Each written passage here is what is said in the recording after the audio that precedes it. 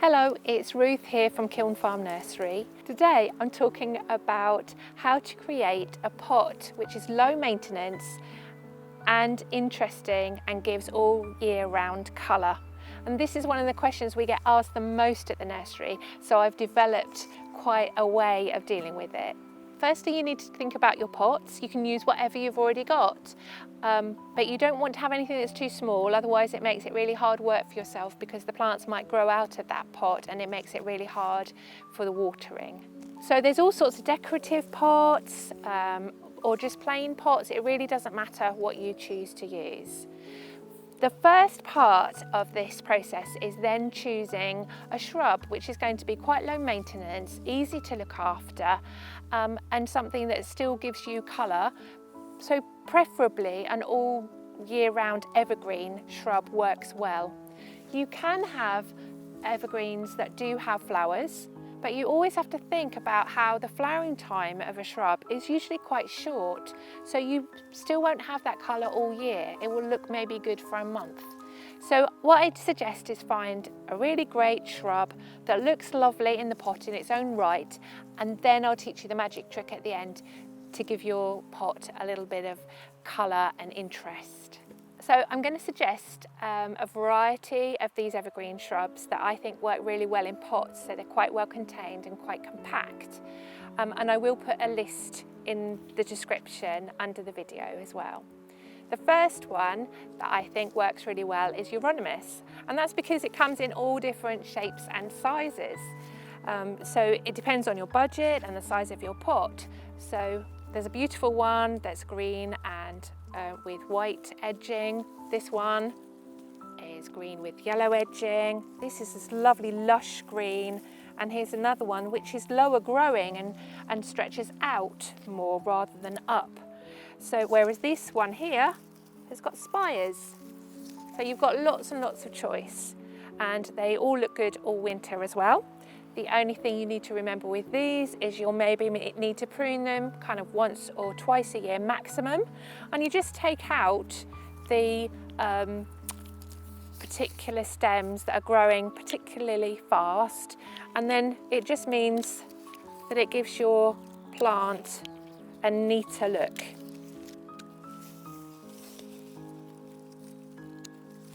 Buxus, also known as box, is one of the favourite plants to have on your front door because it is low maintenance and often it grows in the shade as well, so it suits a doorway well.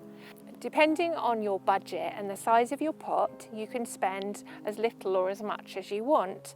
So we have a little box this size at the nursery, and then we have another one this size. But if you really wanted to splash out, you could spend money on topiary, which is box that has already been clipped into a shape like this lovely spiral.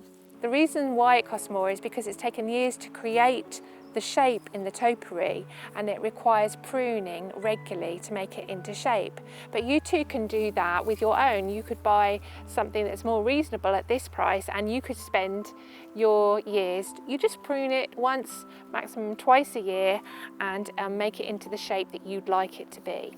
Recently, there has become a problem with box blight in certain areas of the country, and what that means is the box is just ruined and there's very little that you can actually do about that. So I have got some other suggestions of plants that you might like to use instead of box, and they do have a similar role and work in the same way. Here are two suggestions of things that I think would work really well in the same way as a box does. This is Ilex crenata. It's actually part of the Ilex family, which is holly, but it doesn't grow like a holly, apart from it is slow growing, so it's ideal in a pot. And it doesn't have any spiky leaves at all. They're very tiny little gentle leaves, and that's why they work really well in a pot. So this is one of my favourites. It's Luma apiculata. I've chosen a variegated version, and it's again got really dainty leaves and quite slow growing, so it does really well in a pot. And it has the added advantage of a tiny cream little flower, like a little star, all the way up the stems. It's very, very pretty, but again, remember it's only once a year and it won't last, so you'll really need to look at the foliage and decide what it is you like about the foliage or the general shape of the plant. And in the same vein, You can also have Hebes. Now Hebes are always really popular. A lot of people come in and ask for Hebes in order to go in their pots, and I agree, they're absolutely fantastic plants, and of course they do have the flowers. The thing you need to remember with Hebes is that you need to make sure that you get a compact variety. Some of them can get quite big, so you want to choose one that would work well in a pot. And also a Hebe, this is just a new plant that we've just been growing this year, so it's so small, but once it has flowered, really make sure you take every single flower head off.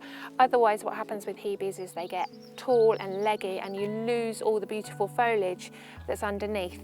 And of course that is the thing that you need to have to make sure that your pot stays all year round and low maintenance. Okay, so I'm hidden between two plants here, and I've chosen two Mediterranean plants that are really popular to go in people's pots. I've chosen an olive and a bay. I've also done a video about bay and the folklore surrounding it, so I'll put a link in the description if you want to find out more. Both of these plants, because they're from the Mediterranean, you need to think about where you're going to have them and will it be too cold for them. It's not just the cold, it's more being cold and wet. So if you live in a town, or if you have a place where you can keep them where they won't get too wet and cold, or you have a place where you can move them in the winter, then that's absolutely fine. Just remember that both of these plants come from quite warm countries and dry countries. So make sure if you're planting them that you use plenty of grit in the compost and that they're in a place where they won't get too cold and wet. Or in the winter you might need to move them somewhere where they're more sheltered. And this is the magic trick. It's really simple. You have a beautiful low maintenance shrub that you've chosen and enjoy and like the foliage. And then you buy some relatively inexpensive bedding and put your summer colour all the way around the outside. On this one I've used a 6-pack of Busy Lizzies.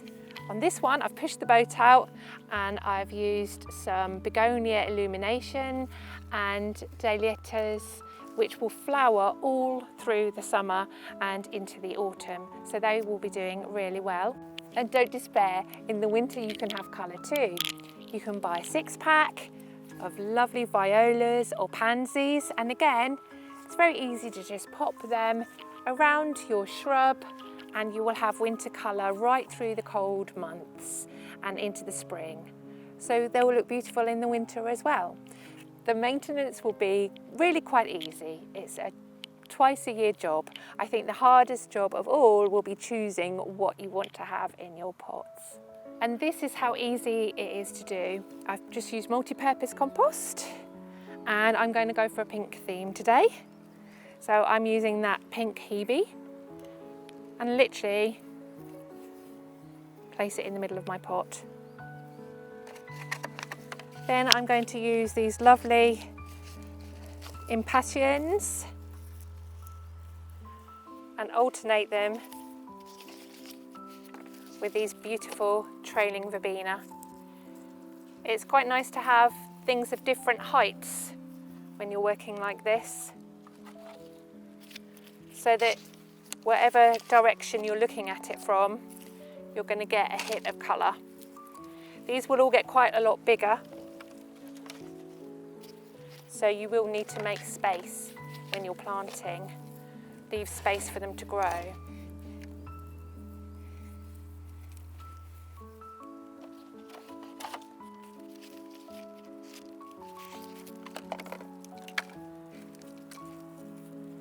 Just work around the outside.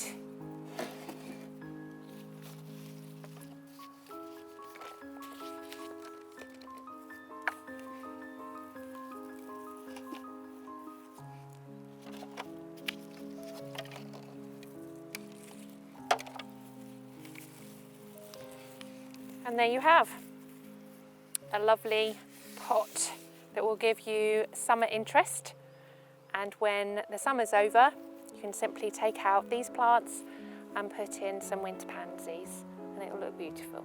So I hope you enjoy your low maintenance pots with lots of colour.